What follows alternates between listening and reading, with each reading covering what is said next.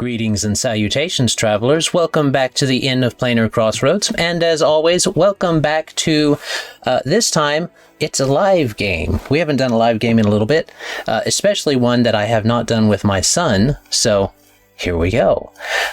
We are doing our 1,000 subscriber special, and it was a winner's choice. This time, they chose to do a hunt by the new moon. So that is what we are doing.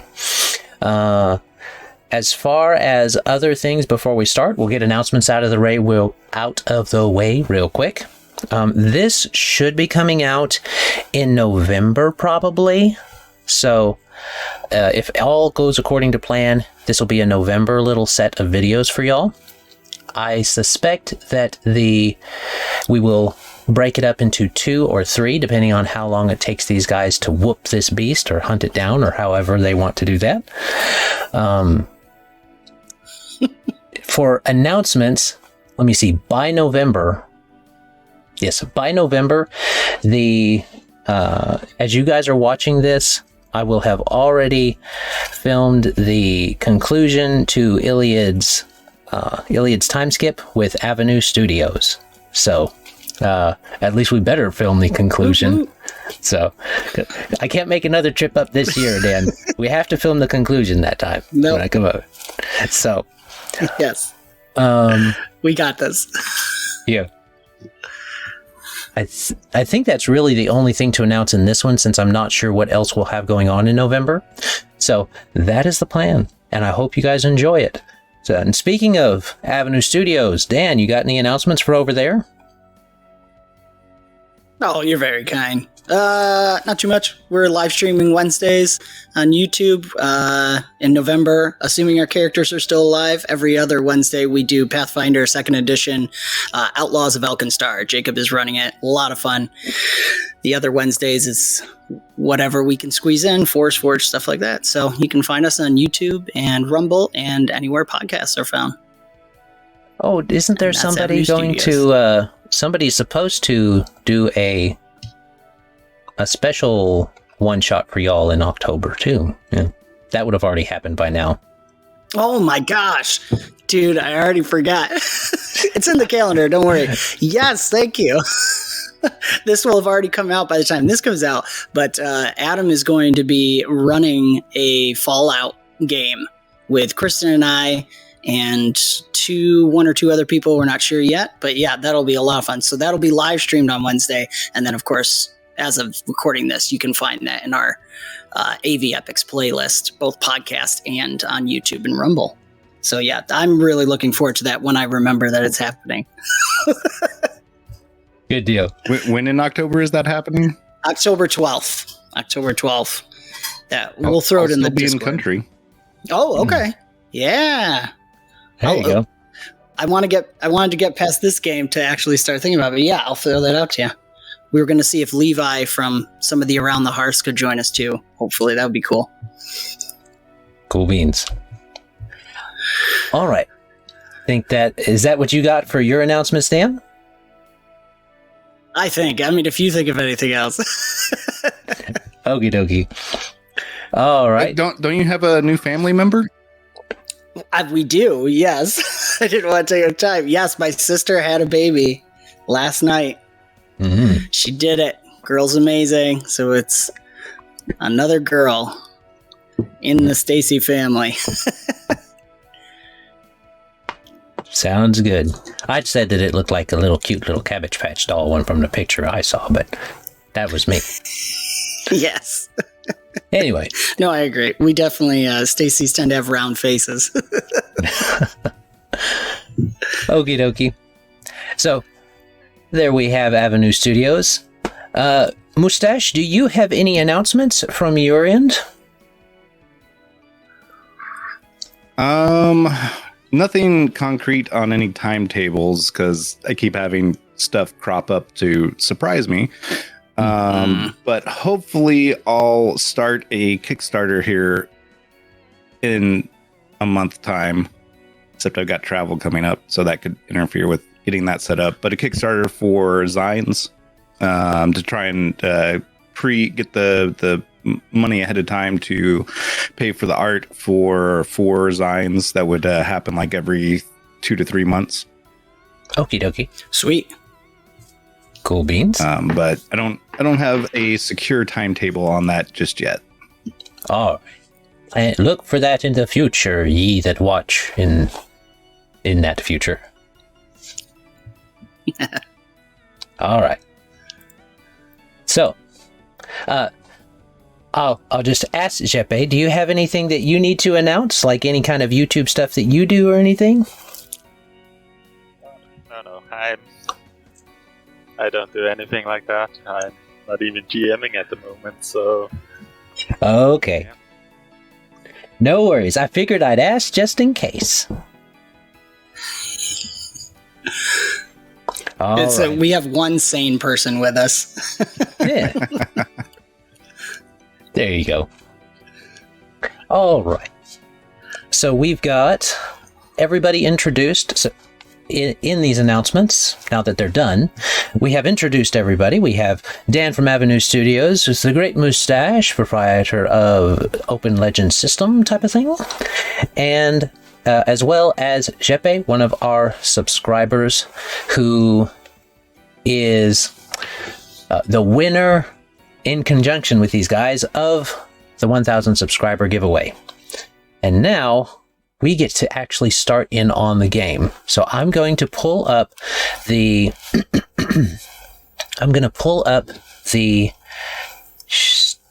picture for y'all. And while I do, why don't we have character introductions? So as it sits on my screen, I've got Jeppe, then Moustache, then Dan. So let's go in that order. So who will you be playing, Jeppe? I'll be playing Estal, Winter Vagabond. Kind of an agile fighter that doesn't seem like it until you enter battle using limited precognition to, know where to put his shield or point his spear.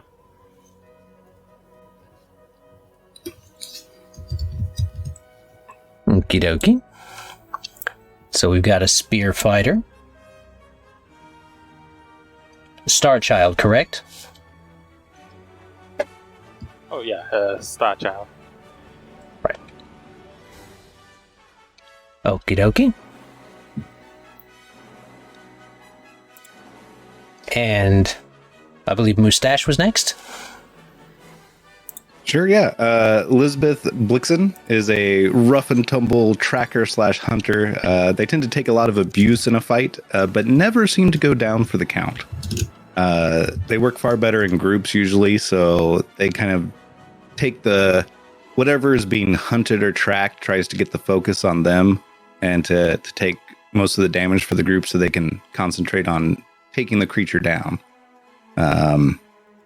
They're human presenting, but there's lots of rumors that maybe they aren't human, that they don't seem to age, and there's rumors about a connection with some divine lightning, and a few rumors that people who have worked with them before, they never seem to see them eat or drink unless the other people of the group like remind them or like point out that they haven't had food in like 3, 5, 10 days. Fair enough.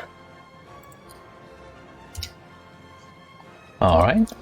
They use a bow, but the bow is summoned. So like they hold their hand out and suddenly this crackling black lightning appears in the shape of a bow, and they'll pull the string back, and then the black lightning arrow appears that they shoot.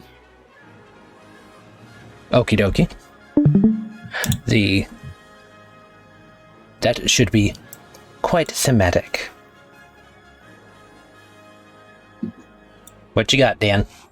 My turn. Yeah. So I am running a recurring character for me, Killian.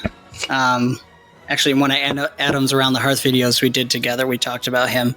He's human male, late 20s, early 30s. He started growing in a beard. He has darker blonde hair and very light blue eyes.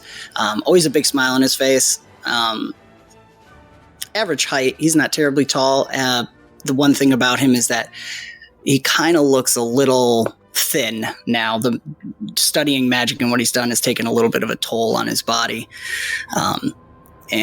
But he has longer hair down to his shoulders and just a nice start of a beard. And he's always smiling, always laughing as much as he can, and obsessed with learning magic. So at this point, because we're level 5, he's able to use the spell book, this massive, obnoxious spell book he's always carrying around with him, and component pouches and a backpack. So he's always pulling out whatever components he needs to cast spells. So he has kind of access to, through shapeshift, to access the different spells and all the attributes that he's learned over the years. And he has a little sidekick that he met when he was a kid, saw her hatch out of one of those little eggs on a leaf, a sprite, red-haired, dark green eyes, and she wears like this bark-like armor and carries a bow. But mostly she just keeps things sparkly around, so she's always encouraging, and healing is her main thing. So yeah, and her name is Pippa. Pippa the Pixie.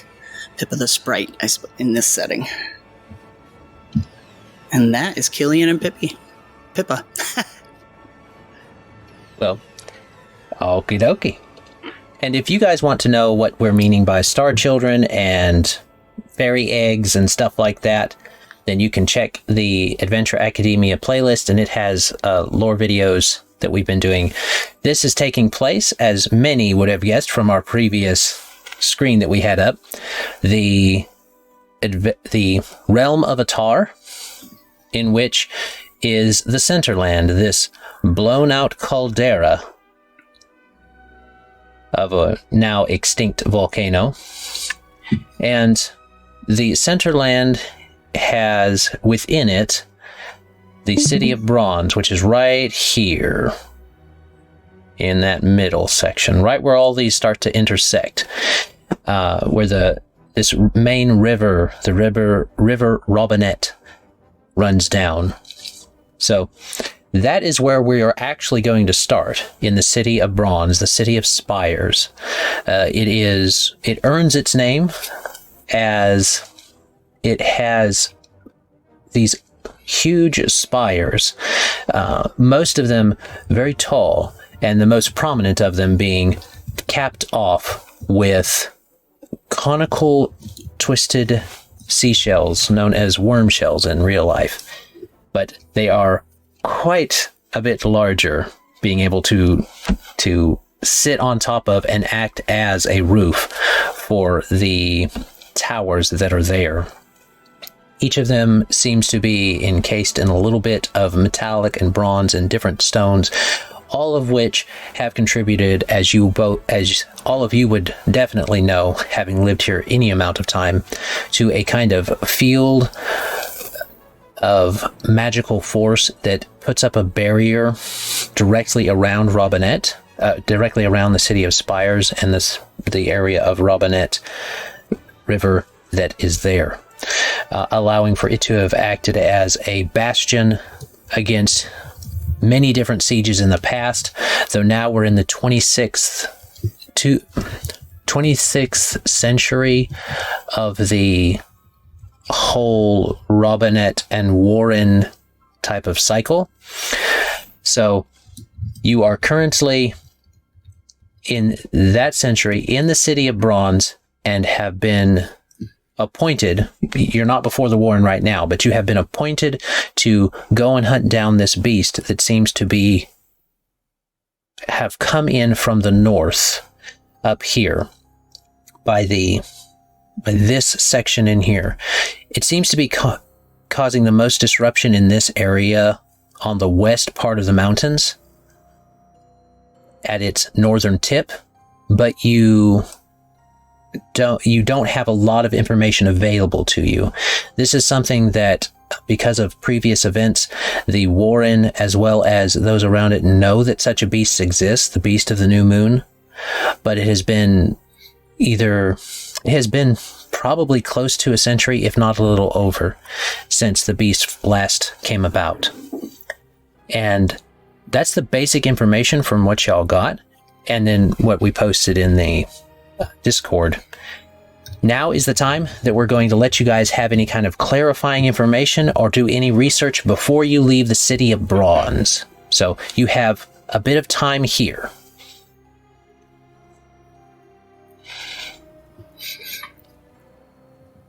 Yeah, I'd say that Blixen would want to probably research as much information as they could just to have an advantage once, they're facing off. So read the records from previous hunters and things like that, just to have all...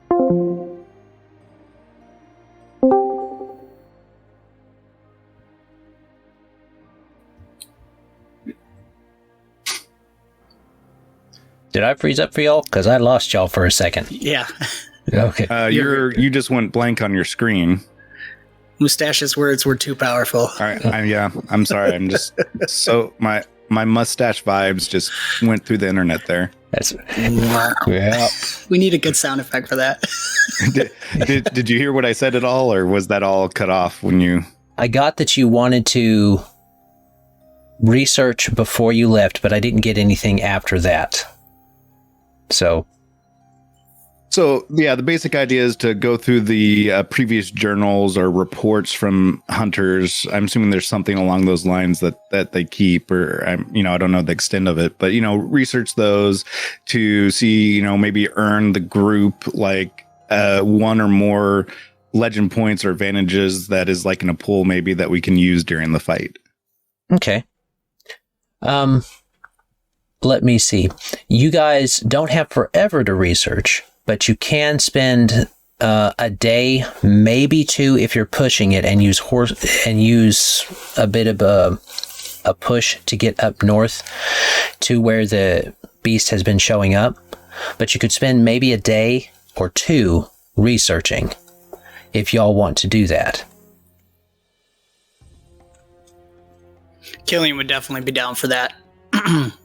And he'd also be interested in whatever local myths or folklore about the creature people are talking about now. Okay.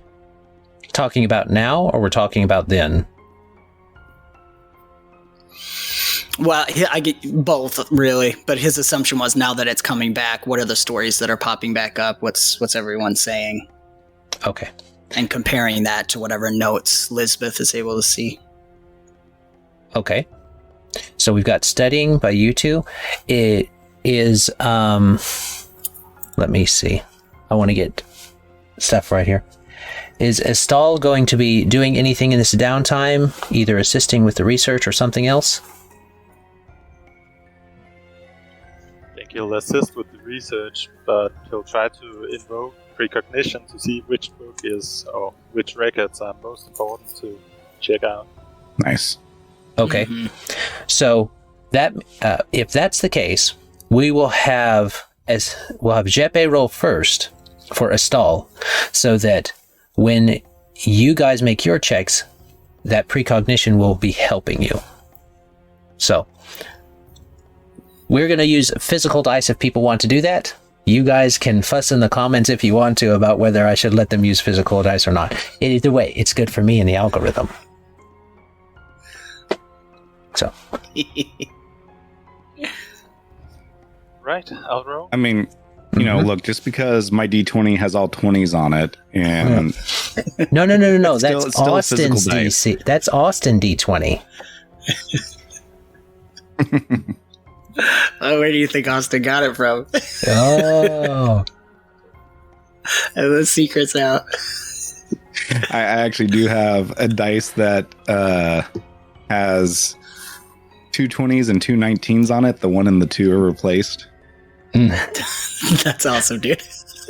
No one will ever know. Remember, I brought that up. Oh, yes. Someone still rolled bad on it anyways, I think, didn't they? Yeah, and I didn't roll all that well. 18. 18? 18's pretty good. Level 4? Well, there's not a lot of pressure right now, aside from the time. 3. So an 18 is not bad for this set of challenge. So an 18 will give y'all a... Let me see. You get an advantage. Yeah, let's do an advantage for your rolls that you're doing to contribute to the research. So my idea is I'm using my really good perception and insight to just like scan the documents really quickly and pick out the big pieces. Okay, kind of skimming it, getting the words and words that pop out. Okie dokie. All right. Yeah. And my profession of tracker perk giving me advantage to it since it's related to tracking and hunting, doing research. Fair enough. Fair enough.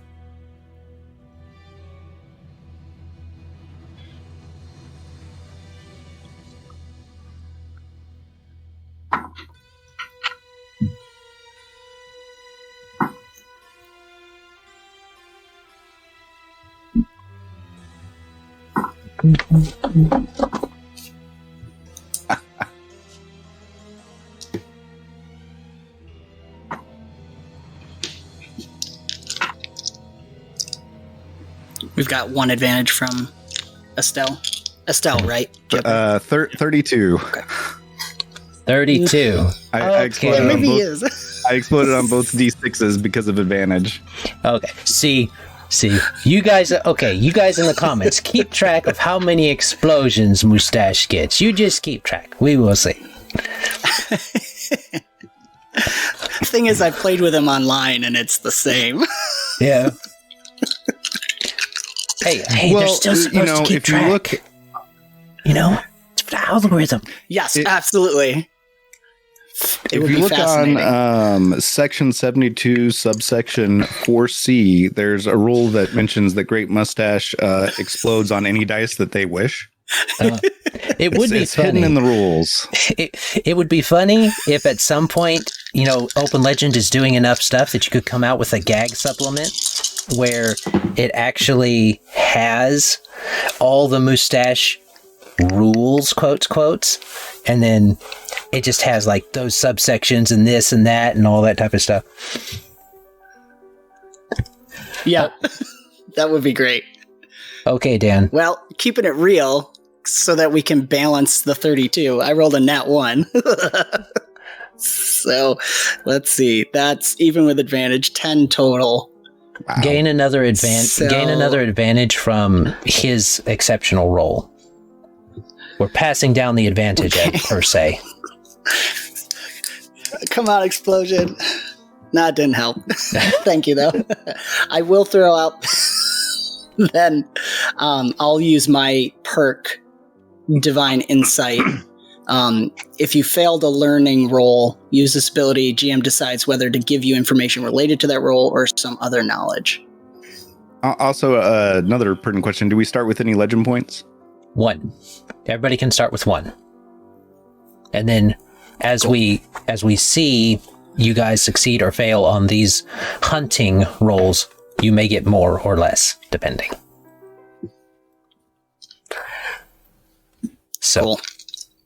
So yeah, and his, just for you, Adam, his Divine Insight is flavored as more just his accumulation of knowledge because he's obsessed with gathering magical knowledge.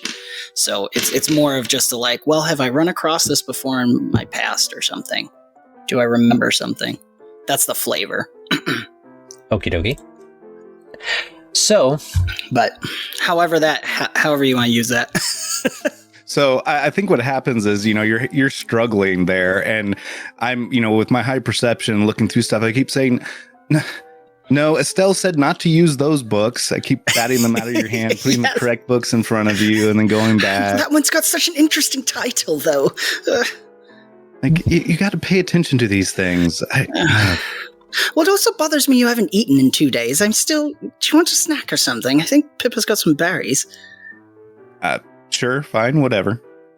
I'm just like, whatever. As I'm like reading, scanning, I'm like, doing that thing where like 2 fingers are scanning on both sides of the page at the same time, then flipping, and then or I've got 2 different books that I'm going through at the exact same time. Amazing. Fair enough. All right. So with those rolls, I would say there was an exceptional there. Yeah. So you got 2 successes and a failure, basically, on this challenge. That's enough for you guys to maintain your current points. If you are able to get successes each time with those DCs, you'll earn more legend points to be able to use during the hunt. They have to be used during the hunt, of course. If you play this character somewhere else, you will have to talk to that GM about carrying over legend points. But for the hunt, yes. So, you have not lost anything. You've not lost time or suffered any consequences, but you have gained some information. There's the basic stuff that most everybody who knows about the beast, because it has been 100 years, most everybody who knows about the beast knows it was it was this really big monster, is how most people say it, but y'all know that to be a large to huge category, depending on when it was encountered and what part of its gestation, you might say, it was. The beast did seem to prefer, had a preferred form, but would alter itself. And I'm saying this mainly for you viewers because they have some of this information. And use that changing to accommodate physical attacks. And some of the vague descriptions that were given, the mage Matilda, who Killian would know went on later to be influential in the mage school and only recently passed away. She deduced from the different descriptions that there was a type of breath weapon that was necrotic or entropic in its nature. This setting, this particular set of Atar, they do divide things into a similar way that Open Legend does with its extraordinary attributes as far as schools, but there's not a particular rivalry between any of them, except most people don't do entropy for hopefully obvious reasons. But it is not a shunned school, since it does have its uses. Now, the secret information for the viewers, y'all already know these things. The creature's body was unrecoverable, and thus lack of concrete information was available about its actual physical form. The beast was not mindless. Most people you ask just thinks it's a beast, because that's what it's called. But it was not mindless. It was intelligent and was devious. It appeared to hunt its hunters, given the chance. And the Warren of the time, who, as far as everybody else knows, is a different Warren from this time, since they change out and just take on the title, believed that the Star Children may have known more than they were letting on, but they are notoriously cryptic and vague most of the time because of how they talk about the stars being there, and Mars is bright tonight, or Venus is in the cradle of, they wouldn't say Venus, but their star equivalent of Venus is in the cradle of wherever. So those would be kind of their answers they would give the Warren. He didn't like that, so he was kind of suspicious of them. Now, new information, especially with that exceptional roll, we are going to say that the creature that was encountered last time, its preferred form seemed to be tall and lanky, and the transformation that it went through as you glean and you look over Matilda's coalition of notes, especially, her notes seem to be the most concise, the most clear on it. She even translates a bit of the Elvish that was spoken by the beast, and the beast did speak some Elvish. The beast seemed to have some physiological traits that were present in the Star Children, but that led to the suspicion of the Warren. But as far as Matilda can tell, those were possibly just physiological similarities and not necessarily direct involvement by any of the actual political or social movers of the Star Children. Especially since they seem to come off aloof, but are really just very distracted. And she has, having known them and interacted with them more, thought that they were just kind of not quite interacting at the same level as the Warren wanted to. And that's some of what you gain. It did appear that the beast had, as far as rumors, some rumors that Matilda was able to collate was that the beast seemed to have, it was described differently by different people. Some said manacles, some said chains, some said bracelets, but it had it on its forearms. It seemed to be a beast that had four arms and 2 legs, and on its arms were those bangles, or those manacles.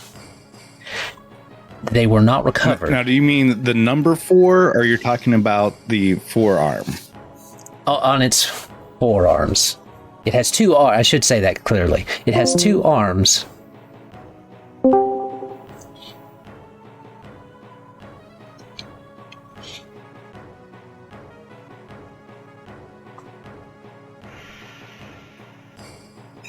Okay. It's a great freeze frame, though. Freeze frame? You're back. Freeze frame? Okay, I'm back. So it has 2 arms, to clarify. It has 2 arms, but on each of its forearms, there seemed to be a twisted bangle or manacle of some kind, and those were not recovered. Those were... as the accounts put it, the beast's body turned to dust when it was defeated. And all of the rest of it just kind of disappeared. So, are there any other creatures that, when killed, turn to dust or smoke? Like, in some games, vampires do that, for example. Is there any other creatures that follow a similar thing in this world that we would know of?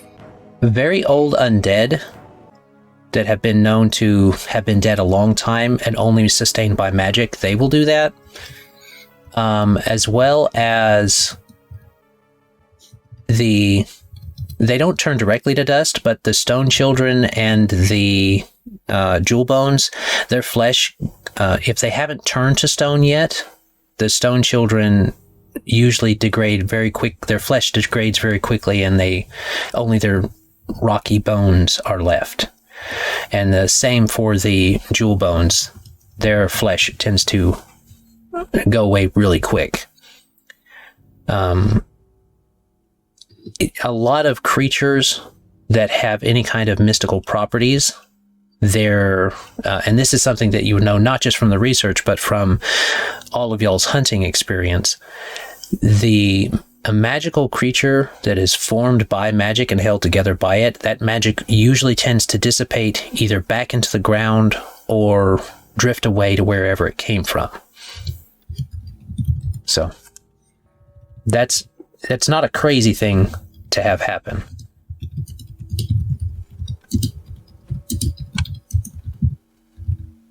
Okay, cool. And y'all can ask some specific questions if you don't feel like I've given you enough for the 30. What is the greatest weakness that kills it in one hit? Oh, that? Well, big bada boom. Big bada boom.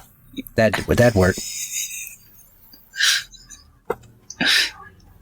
Well, I think we can manage that. On that note, though, no one seemed to indicate that it was invulnerable to physical things. It seemed to drift, and the accounts say that it moved kind of in a very quick, very almost jittery manner, and was very fast. And it would use its speed to either directly attack or harry the groups that it was hunting. Or hunting back, I should say. And just clarifying, so because it kind of resembles Star Children, I'm assuming with the 2 arms, 2 legs, it walks upright, humanoid. Did it like go on all fours at any time? It seemed to do both. Or maybe if we can know. Okay. When it shifted to do different attacks, was it just like parts of its body, or did it transform all the way? Or it seemed to alter if parts we can of itself. The account seemed to say that it altered parts of itself.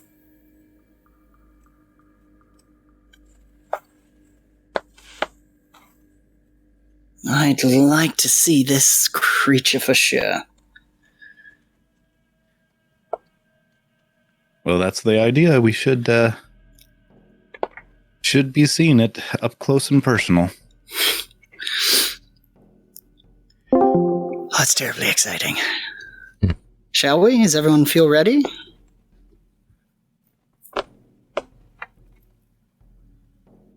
Yes. Let's leave.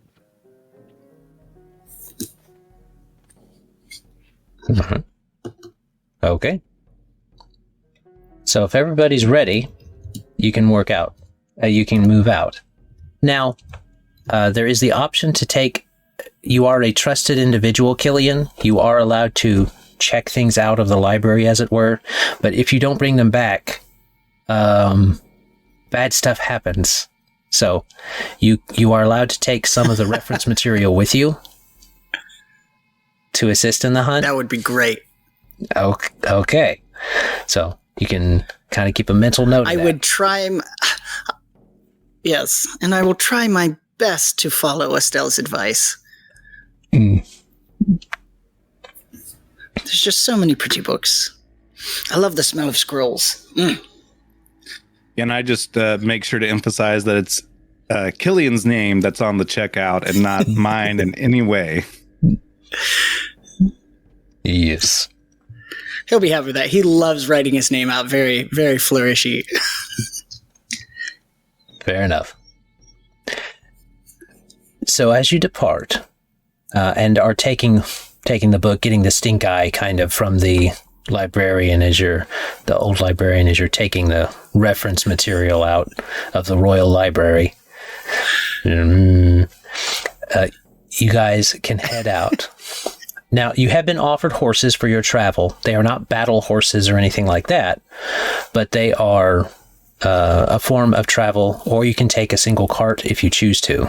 It's up to y'all, but the cart will take longer.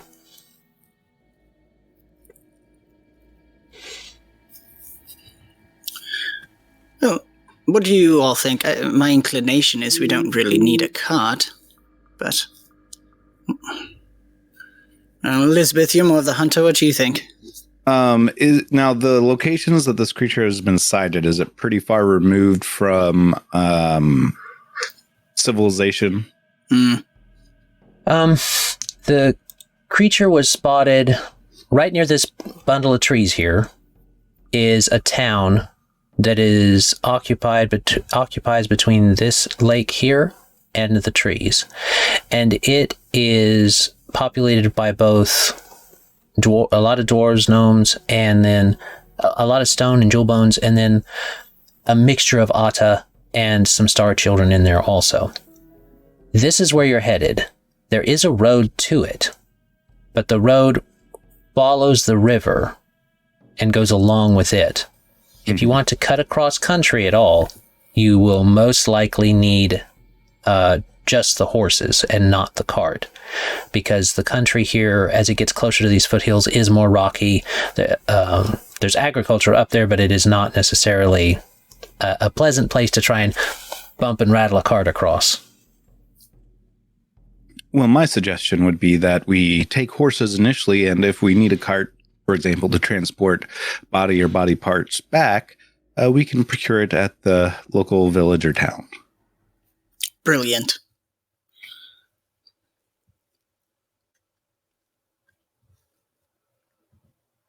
Yep, let's take the horses then. Okie dokie. So, singular horses taken. Fill up the saddlebags and all that. All right.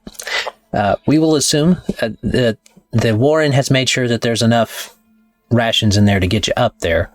But once you're there, it's kind of, he lets you do your own thing. The current Warren is a male, so he lets you do his own thing, your own thing. So. Well, I like it better that way anyways. All right. You guys make your way up, traveling north along Robinette, and would you like to cut across, or would you like to stay on the road? My inclination would be, if we are seeing any kind of signs that would indicate the creature has been spotted in this area. But of course, I'll probably defer to Estal and Lizbith. So if we see signs indicating we should, but I don't think we'll see signs until we're closer to that village, and beelining a direct path might be quicker and thus allow us to get a jump on this. Okay. Very good.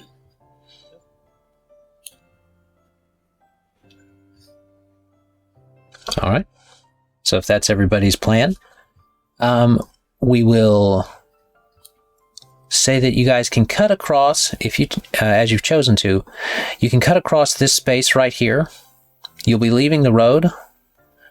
Make me perception checks, each of you, or an appropriate check along with. I have the. Sure, I want to point out I do have the master tracker feat, which means I always know true north. If anybody has the Vagabond, do you have that as well? I have it. Good. Nobody is going to get lost. Everybody's going to keep Killian on track. One can only hope. Killian does seem to drift off sometimes as he's trying to read while he's writing, you know? Yes. It's actually Pippa controlling the reins.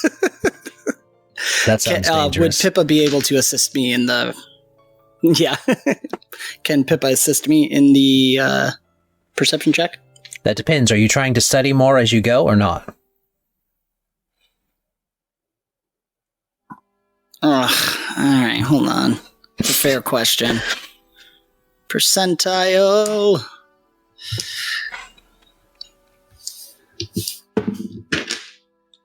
Oh, okay. No, the rest of the party's keeping me on track, so I'm paying attention. Okay. So then, yes, Pippa can assist you on your perception roll. Otherwise, no. Okay, cool. Fair enough. So who else has theirs ready? I got a 15. Okay. Lower this time. All right. I rolled with disadvantage because of absent-minded and rolled 13. Nice. So despite the absent-mindedness, you rolled a 30? 13. Oh, 13. I was like, okay. 1-3. 1-3. Yeah. All right. So. I was saying nice to a flaw. Yes. I got a 22. All right. So 22. Interesting as so the two trackers, they are watching much more closely the ground for tracks and the directions you guys are going, and keeping an eye on the ridge as you're making your way. So they keep y'all on track and on time. The thing that Killian notices as you guys are journeying is that it takes a night or two. It takes a few days travel to get there. And so the closer that you're coming to the new moon, which the star child, Estal, is always in tune with when that's coming around, and you can tell that the new moon is close.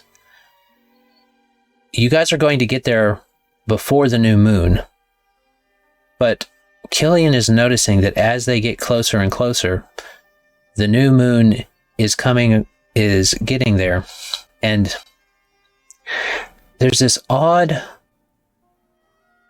movement across the dark part of the moon, the shadowed part of the moon, and it's not something that is usual for Atar. Atar tends to have very regular patterns with its moon phases and all that, despite the magic that's in the setting. So that can be something that you would relay if you choose to, or keep to yourself. Oh, yeah. Killian has a hard time keeping anything to himself. But I would actually... Estal, I know star children have affinity to the skies. I've been noticing strange shadows in the dark side of the moon. Seems to be becoming more frequent as we're approaching the new moon. I don't know if you've have any sense of what that would be.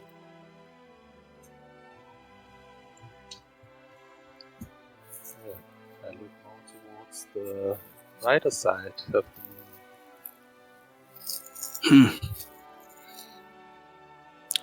Well, since it's called the Monster of the New Moon, or whatever, what is this called? I don't remember. What are we hunting? New Moon's important, right? It's gotta mean something. What about you, Lizbith? I don't know if Lizbith would know anything much about the moons here. Probably not the area of expertise for Lizbith. It is odd. Do you guys choose to take some time to examine the moon as you are going, or no? I think once it's pointed out, for sure. Estal would probably, yeah. Okay. Yep. The new information can't be stopped. Must know. Must know. All right. We're going to assume that Killian is continuing to look in the book on the rest times, on the reference material that he has, so we can just kind of adjudicate some of them rolls. Mm-hmm. This is only mentioned once in the other texts that you've looked at, but the movement in the shadow of the moon is something that you would look at to show that the beast is close. So if someone had been paying attention before this time, they would have been able to prepare for the beast but not know where it was. The Warren did seem to have a quicker response, now that you think about it, than the past Warren did. And it's a little odd that he would be able to respond so quickly with hunters, because you guys got the summons almost a month ago, and yet okay, the new moon's coming up now, so there is a little funny timing there. But the shadow in the moon seems to be consistently one thing. Seems to be consistently a shadow that moves. And over the days as you travel, you watch the shadow, and you whether you're on your guard duty or however you would do that, however you guys choose to do that, the shape is long, gangly, and there seems to be either a crest or a crown of some kind on its head that has antler-like projections or branch-like projections. But it is definitely something that is corresponding to what you're seeing. And it's almost like the thing also watches back.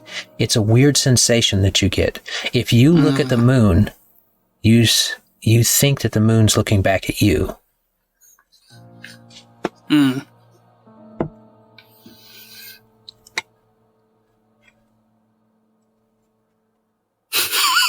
It's almost as if there's a man in the moon looking down at me.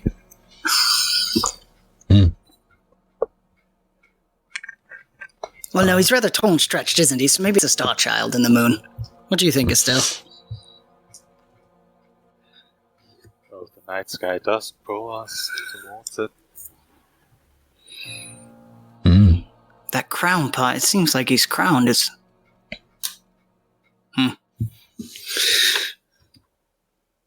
Gotta watch out for royalty sometimes. Indeed. Yeah. Why did you auto assume it was a male, though? What's with that? Maybe because it seems like he's glaring at me. I wink at Pippa when I say that.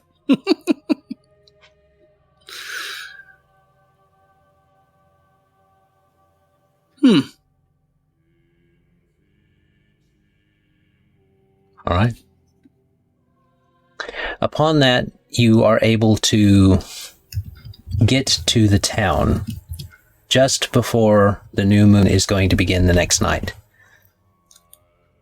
As you come to town, this town that is supposed to be not necessarily bustling, but alive, you find quiet. You come to the town, and it looks quaint.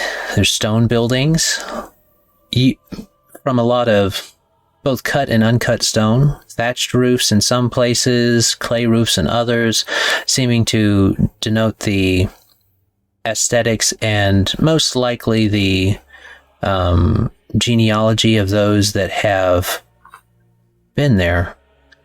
But all the fields around it, few though they be, are empty.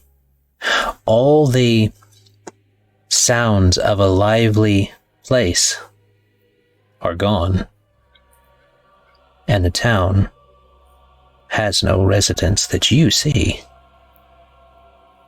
And that's where we will pause for our first Now, when cut. you say the fields are empty, you just mean... Dun dun dun. Dun, dun, dun. So the fields are empty as in no one's working the fields right now. And it is fall. Okay. But there's crops in them, or not even crops? There were crops in them. They look like they've been neglected. So we will come back to that and get that So information rather expanded dead out. in the field. Yeah. Perfect. That'll be our first pause. My wife's having car trouble. Oh, All right. Good So- timing. good timing. I'm going to go help. We will pause the recording here and come back. This will be broken into 45-minute to an hour sessions, so you guys will be able to consume them as you choose to. Anything before we go, guys? Or are you guys good to take a break real quick and then come back? You can comment below what things we're probably obviously missing, especially as we go along. Fair enough. All right. Okay, then. Well, as always, have a great day. God bless and enjoy. Bye. Bye.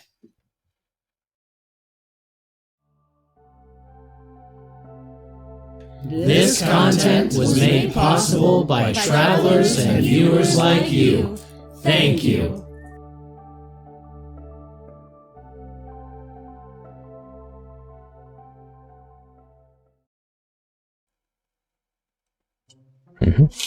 Well, hopefully y'all will be able to take care of this and be able to destroy the beast the way I've got it set up. Or something like that. Yeah, I realized while making the character I have never actually played Open Legends beyond level 1. Yep. Well, I've never ran anything quite this high myself. But that should still be fun. Should still be... this is where it gets hard because of power level 7 Banes and Boons. Yep. Well, I say hard, but I mean, it gets more challenging. Finally, he shows up. Man. Hey, I'm here. Just turning things on. Okie dokie. What's yours, Moustache? Blixen, or Lizbith Blixen.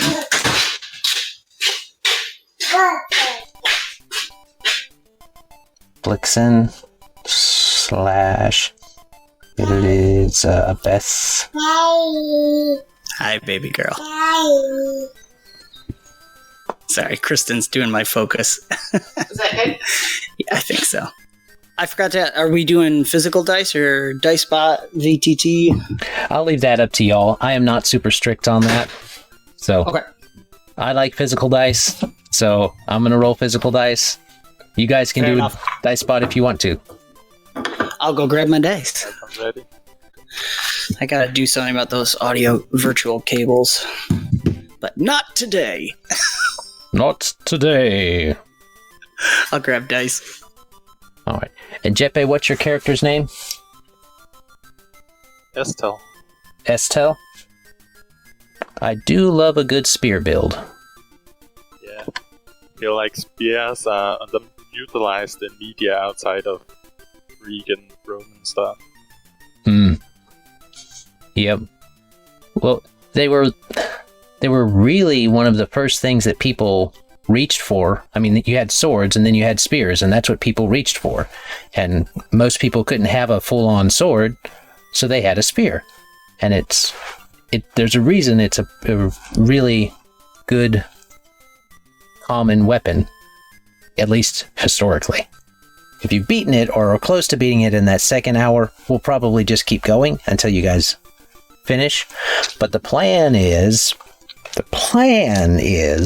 to let y'all guys have about 3 phases to the hunt, each time having a different set of challenges or different type of way of dealing with the beast. So that is the current plan. Many shiny math rocks. Shiny math rocks. I do have my thing, so it won't be too noisy. Well, see, I'm finally doing a boss, Dan. That means I get to use my boss dice. Dun dun. Ooh, have you not used it yet? Nope, this will be the first time. Oh man, we'll break it in for Addy. Yeah. Use it on him.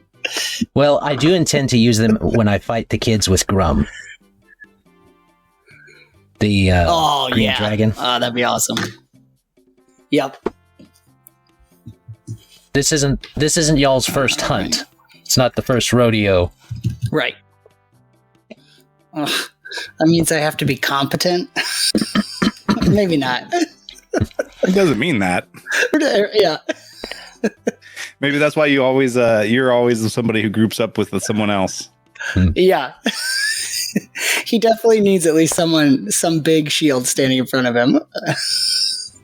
It's really the Sprite that's the boss. Killian just thinks he's the boss, you know? Yeah. Jeppe is playing the Star Child. It is from here. So, at least I've not seen any elves characterized quite like stretchy starfolk. So maybe they are in some other ones. I saw a live play of The Hobbit where their elves also seemed pretty stretchy and weird. Yeah. I mean, when you look at Really? That's awesome. when you look at the Ralph Bakshi hobbits, I believe it was Bakshi, or the 1970s animated Hobbit and Lord of the Rings, those elves were pretty lanky. Lizbith Blixen is being characterized as from here, or what are we thinking? I think I'm not sure how long ago, but I think they somehow stumbled into this world, summoned into this world, something brought them to this world, and they appeared in some of the ruins, and that's where they found the items I talked to you about. But they would also not have any memories, so they might not know that. So they just know that they woke up, let me see, for the flavoring you went with, probably somewhere over in the desert-like area, in a ruin, close to the mountain range on the west. I'll have that.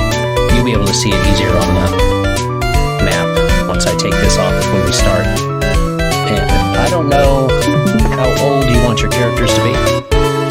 As long as you're not playing a dwarf who's very, very old or an elf who's very, very old, you're probably going to be okay. Because old elves get really stretched and dwarves turn to stone eventually. So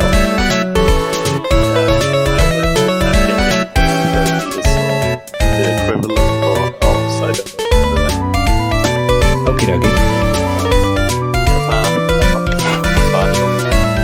Yeah, the Star Children are a little fuzzy with theirs.